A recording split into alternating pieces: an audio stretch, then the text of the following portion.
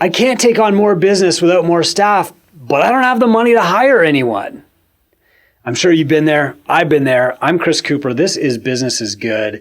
And today I'm talking about the valley of death. This is when your business is busy, but you're not making enough money.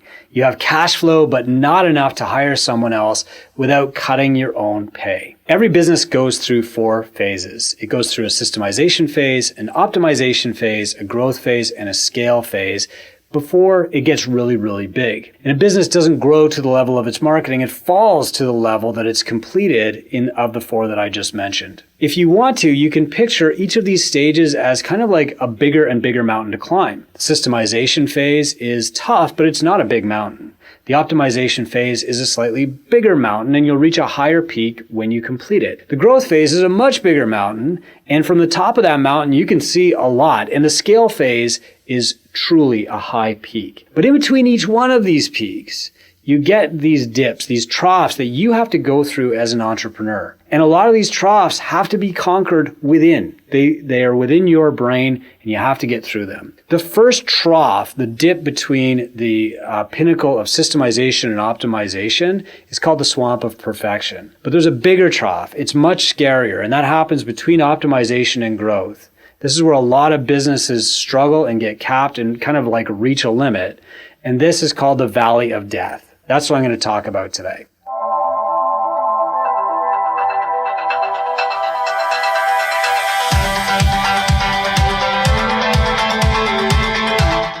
The valley of death happens when you have to hire for capacity. You need more staff to take on more business, but you don't have the cash flow to do that. Crabtree coined this phase, the valley of death, in his book, Simple Numbers. You can get that. I'll post a link below. The valley of death is when you have to hire ahead of cash flow, so your profitability drops. And then you have to race to generate new cash flow to pay for the new staff, but they should also generate far more than they're paid, and that's what takes you to the next level. You get out of the valley of death when your profitability grows higher than it would have without hiring those people. So for example, when TwoBrain reached $1 million in revenue, it plateaued.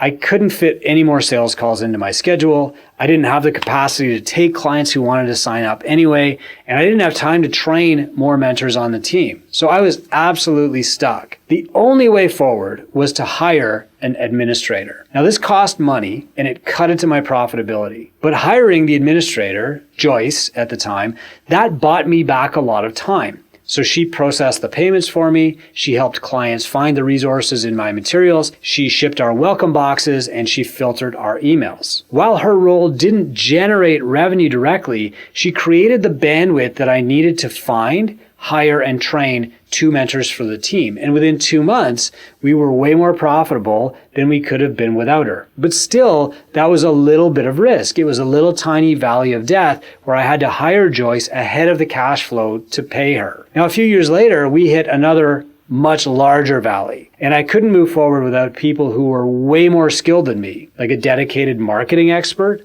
and a real experienced COO, Chief Operating Officer. I also had to hire somebody to lead our growing tech team and somebody to grow our media production. Finally, we needed to upgrade our bookkeeping and accounting to match the level of business that we wanted to eventually reach. And together, these roles cost more than our actual profit. But I knew that we couldn't reach the next level without them. So of course, the new chief marketing officer paid for his role and more really quickly. And the head of media upgraded our content, which boosted our sales and retention. So they paid for their role and more fairly quickly. The COO took a lot of headache off my plate, like almost all of them. She took over HR, which is the hardest part of any business, and she started running operations. And then my new chief information officer oversaw app development, which was another huge investment, and doubled as a part-time financial analyst. And then we hired a fractional CFO to guide us on big decisions. Our profitability during this period dropped to nearly zero, but I had built the team that we needed to take us to the next level, and we couldn't have gone much further without them. So here are the keys to beating the valley of death. First, you got to understand that you can't avoid it. The best thing that you can do is just get through it as fast as you can. Second, you need to view every new hire in your business as an investment. So either they generate more revenue than they cost, or they buy you the time to generate more revenue than they cost by you doing something yourself. Third, you should hire the revenue generating people first. Now, this is kind of a balancing act because you don't want to market or sell a service that you can't deliver very well. But the marketers pay for the operators. So you have to hire them very close together.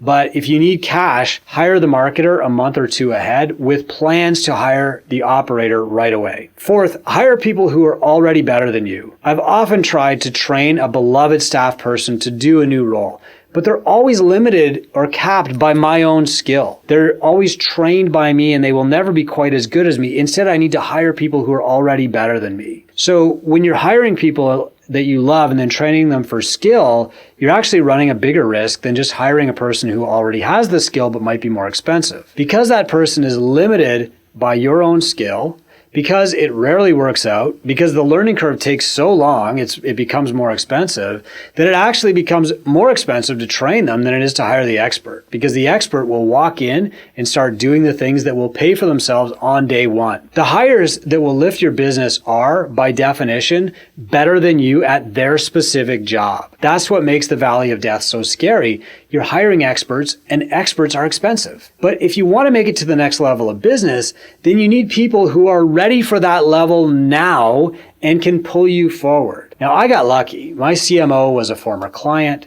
My media head was my former boss at another place. My COO was my sister, who had enormous experience as COO and head of HR for larger companies. That didn't make the valley less scary or the race to generate new revenue less urgent. In fact, hiring friends and family made the race to grow even more scary, more critical, because I didn't want to let them down and they didn't want to let me down either. So even though these hires were expensive, they were all experts who were ready to work at the next level already. I wasn't. And so while our profitability dipped to zero for a short time, eventually the payoff took me to the next peak, which was scale. So someday you're going to reach the limits of your skills. And at that point, you can choose to cap your business or you can choose to hire experts who are better than you at their little niche. Neither is really the right choice for everybody across the board. If you choose to hire expensive experts, be prepared to sprint fast, but know that you've taken a necessary step to reach the next phase of your entrepreneurial journey, because you can't achieve the maximal potential of your business alone. Like the swamp of perfection, the valley of death is largely a mental one. This is where entrepreneurs can actually hold their business back, or the business can pull the entrepreneur forward. You have to be willing to take a risk. You have to know how to do this optimally, and a mentor can really help you with this. But ultimately, you have to decide, do you want to cap your business around the $1 million mark, or do you want to build the team that's already prepared to work at the $3 million level? It's not the same decision for everyone. If you want help, you can go to businessisgood.com, click join the movement. That'll guide you to our free Facebook group where you can talk about this and ask questions. Or on that same website, businessisgood.com, you can click find a mentor, and I'll do my best to pair you with somebody who can guide you through it. I'm Chris Cooper. This is Business is Good. Thanks for your service and keep doing good.